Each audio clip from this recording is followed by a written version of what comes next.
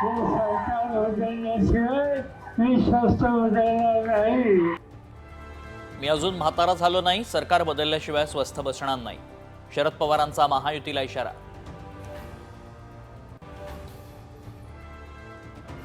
मुख्यमंत्री पदाबाबतचा निर्णय निवडणुकीनंतर. तिन्ही पक्षाचे नेते एकत्र बसून निर्णय घेणार, अमित शहांचं मोठं विधान.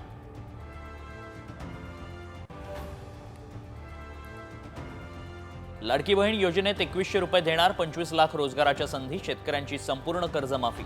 भाजपच्या संकल्पपत्रात घोषणांचा पाऊस. मवियाचा जाहीरनामा. महिलांना दरमहा 3000 देणार, एसटी बसमध्ये मोफत प्रवासासह शेतकऱ्यांसाठी कर्जमाफीची घोषणा.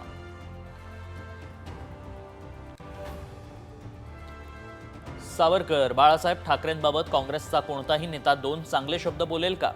अमित शहांचं उद्धव ठाकरेंना आव्हान.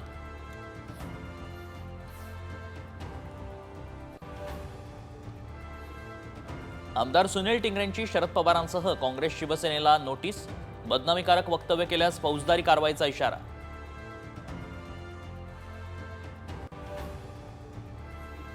ज्यांना पाडायचं त्यांना पाडा, ज्यांना निवडून आणायचं त्यांना निवडून आणा. आरक्षणाला विरोध करणाऱ्यांना सोडू नका, जरांगेंचं मराठा समाजाला आवाहन.